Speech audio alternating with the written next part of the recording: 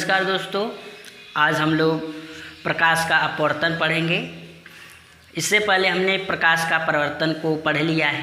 अगर आपने उन वीडियो को नहीं देखा है तो आप देख लीजिएगा। तो प्रकाश का परावर्तन को पहले हम देख लेते हैं, फिर उसके बाद हम प्रकाश के अपवर्तन को देखेंगे। तो प्रकाश के परावर्तन में हमने क्या पढ़ा था कि जब प्रकाश किरण किसी चिकने तल पर पड़ता है तो वह यानी कि चिकने तल से पड़ने पर टकराने के बाद वह क्या करता है, उसी माध्यम में लौट आता है। तो यहाँ पर एक जो चीज़ ध्यान देने वाली बात है, तो प्रकाश का जो परावर्तन होता है, वहाँ पर हम देख रहे हैं एक ही माध्यम में, वह क्या है, एक ही माध्यम में हो रहा है। यानी प्रकाश का परावर्तन की जो घटना हो रही है वह एक ही माध्यम में हो रही है, वह वायु में हो रही है। लेकिन जो प्रकाश का अपवर्तन है वह यानी प्रकाश के अपवर्तन की घटना के लिए कम से कम 2 माध्यम होना चाहिए। तो प्रकाश का परावर्तन क्या है, परावर्तन में एक माध्यम होना चाहिए, लेकिन अपवर्तन में कम से कम 2 माध्यम होने चाहिए। तो आइए हम इसको कैसे समझेंगे, इसको समझते हैं। अब आइए हम लोग प्रकाश के अपवर्तन को, रिफ्रैक्शन ऑफ लाइट को डिटेल में समझते हैं कि क्या होता है रिफ्रैक्शन ऑफ लाइट, प्रकाश का अपवर्तन क्या होता है, हम इसको डिटेल में समझेंगे। अब देखिए, क्योंकि प्रकाश की बात हो रही तो कोई सोर्स होगा, तो हम एक सोर्स ले लेते हैं, मान लेते हैं वो सूर्य है, सन ही है। अब इस सूर्य की अगर हम बात करें तो यहाँ से अब प्रकाश मान लीजिए चला, ये सोर्स है, और यहाँ से वह जब चल रहा है तो निर्वात में चलेगा। हम इसको मान ले रहे हैं कि ये इस समय जो माध्यम है, किसमें प्रकाश गमन कर रहा है, वायु में गमन कर रहा है, निर्वात में गमन कर रहा है। इस समय जो प्रकाश आ रहा है वह इस समय कहाँ पर है, वायु में गमन कर रहा है। और यहाँ पर आने के बाद हम मान ले रहे हैं इसके नीचे जब यहाँ पर दूसरा एक माध्यम है, ये क्या है, जल मान ले रहे हैं हम।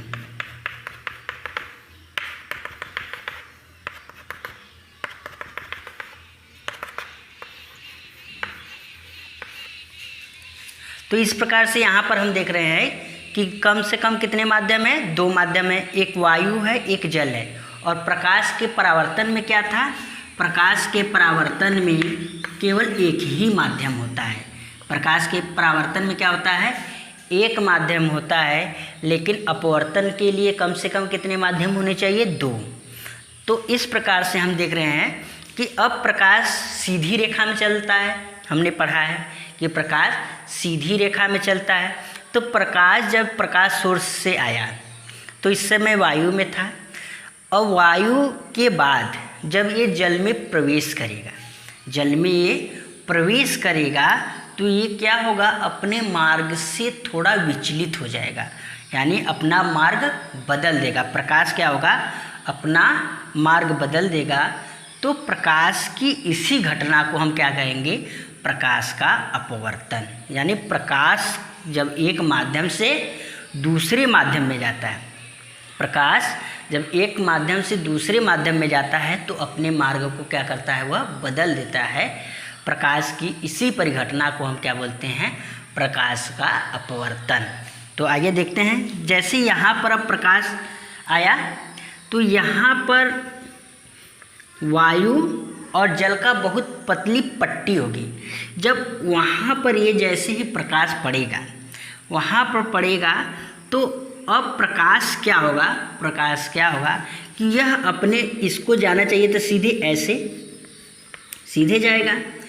इसलिए हमने पढ़ा है कि प्रकाश सीधी रेखा में चलता है, लेकिन वह एक माध्यम की बात होती है। प्रकाश एक ही माध्यम में जब चलेगा तो वह सीधा चलेगा, लेकिन जब एक माध्यम से दूसरे माध्यम में जाएगा तो उसकी जो दिशा होगी, जो उसका पथ होगा, वह बदल जाएगा।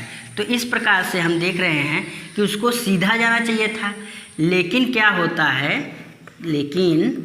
होता है कि जब वह एक माध्यम से यानी वायु से जब वो जल में जा रहा है तो हम देख रहे हैं वो अपने मार्ग को क्या कर दे रहा है, बदल दे रहा है। वो क्या कर दे रहा है, बदल दे रहा है। तो हम इस घटना को क्या कहेंगे, प्रकाश का अपवर्तन।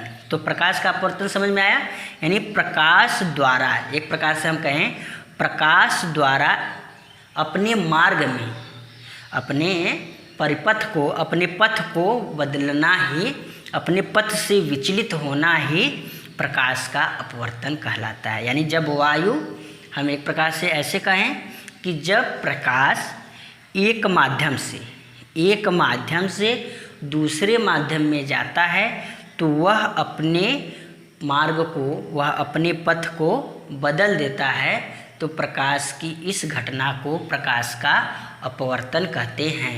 यानी प्रकाश द्वारा अपने मार्ग से विचलित होना ही प्रकाश का अपवर्तन होता है, जब वह एक माध्यम से दूसरे माध्यम में जाता है। तो इस प्रकार से ये जो प्रकाश यहाँ से सोर्स से जो यहाँ तक का जो प्रकाश है उसको हम आपतित प्रकाश बोलेंगे, आपतित किरण बोलेंगे। और जो ये प्रकाश है इसको हम अपवर्तित किरण बोलेंगे। क्या बोलेंगे, अपवर्तित किरण, अपवर्तित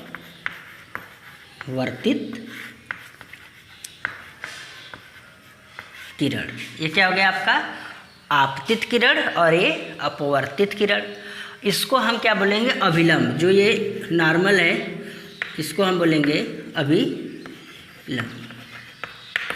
यह, इसको हम यन मान लेते हैं, ये क्या है, अभिलंब है। तो अभिलंब तथा आपतित किरण के बीच बने कोण को आपतन कोण बोलेंगे। ये क्या है, ये है आपतन कोण।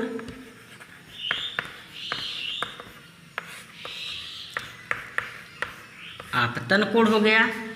और अभिलंब तथा अपवर्तित किरण के बीच जो कोण बनेगा उसको अपवर्तन कोण बोलेंगे। इसको आर को हम क्या बोलेंगे, आर को बोलेंगे अपवर्तन